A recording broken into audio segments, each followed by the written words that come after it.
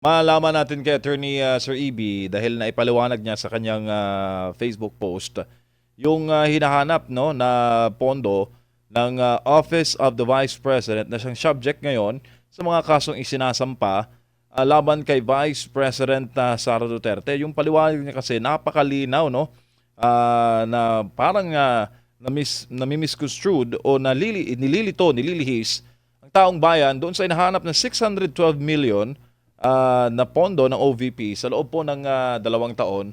Malaman natin mamaya kay Attorney Arnedo Valera. Pero, Sir Yeah, EB, MJ, pwede na tayo mag-patch lang muna ako, no? Kasi may technical issues sa video ko. opo, So, yes sir. but anyway, yes, pwede na tayo magsimula tungkol dyan sa usapin nung paulit-ulit na tanong kung saan ba napunta yung 612 million na yan na simula pa, 612.5 million, no? Na kumbaga ay naging issue, no? So, ang dapat nating ipaintindi sa ating mga nanonood at nakikinig, hindi ito COA finding of corruption, no? Napakalinaw niyan, no? MJ. Ito ay isang political aggregation lamang ng confidential funds ng Office of the Vice President at DepEd sa loob ng 2 taon. Kaya dapat tignan ito, hindi hatol ito, hindi audit conclusion, at lalong hindi ebidensya ng pandarambong, no? So, uulitin natin yon, MJ, mahalaga yon. Walang COA na nagsabing may ninakaw. Wala po, no? So, yung actual, kung maaalala natin, nung 2022, MJ, tumanggap ang Office of the Vice President ng 125 million sa confidential funds, no? So 100% itong nagamit alinsunod sa pinahihintulutang confidential expenditures under the COA, no? Pangalawa, kung aalamin natin, noong 2023, gumamit ang Office of the Vice President ng humigit kumulang 375 million. Saklaw pa rin ito ng legal authority ng opisina at ino-audit ng special na COA until until now, no? So ikatlo, merong notice MJ ng disallowance na 73.2 million. Ngunit kung maalala natin, dahil sa kakulangan sa dokumento, hindi dahil sa pagnanakaw at hindi pa final, may karapatan na ipaliwanag itong mga disallowance na ito, no? So, kaya ang pinakamahalaga, binigyan ng COA ang Office of the Vice President ng unmodified audit opinion. Ano ang ibig sabihin nito? Ano ang significance nito? Ang significance nito ay maayos, legal, at wasto ang financial reporting ng Office of the Vice President.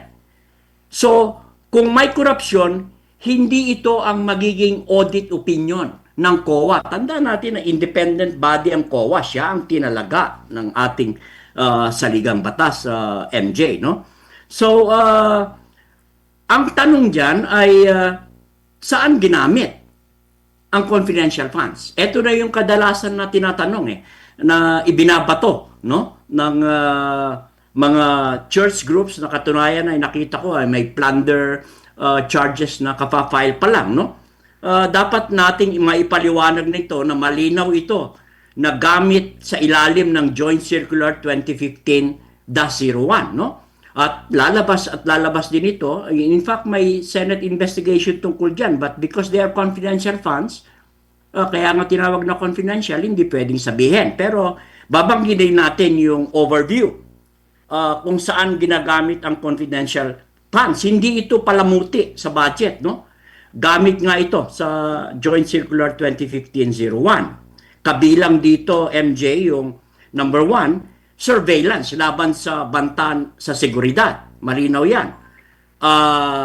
Yung kontra-terorismo, yung proteksyon sa mga opisina at sibilyan, yung intelligence gathering laban sa destabilization, yung information para sa law enforcement coordination. So, alam natin na nung 2022-2023 MJ, hinirap ng bansa ang pinaigting na aktibidad ng armadong insurgency, dokumentadong recruitment sa mga estudyante, no, at professional, yung mga disinformation campaign laban sa Estado. So, mismong liderato ng CPP-NPA, kabilang ang yumaong si Joma Sison, ay hayagang umamin at nagturo ng mga front organizations, di ba?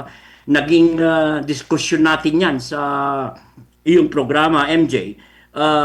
Kaya hindi ito, MJ, linawin natin kasi may ruling ng Supreme Court, hindi ito red tagging.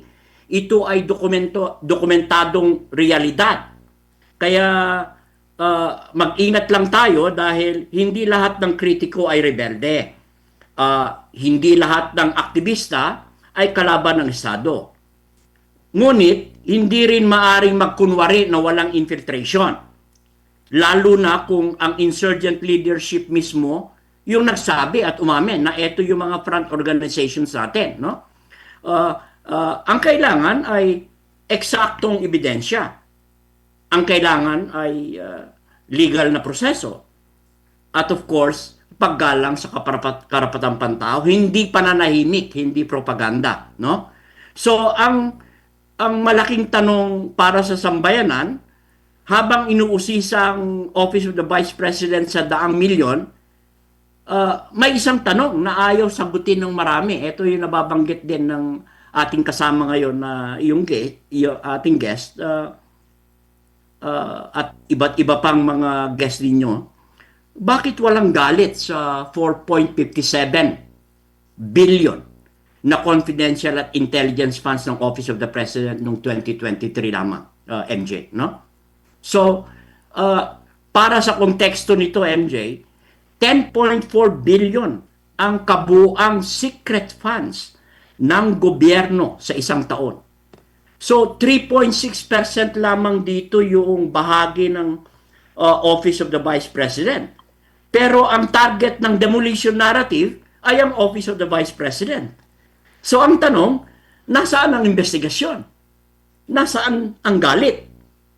At nasaan ang impeachment talk? Hindi ito accountability, MJ. No? Ito ay malinaw na political selectivity.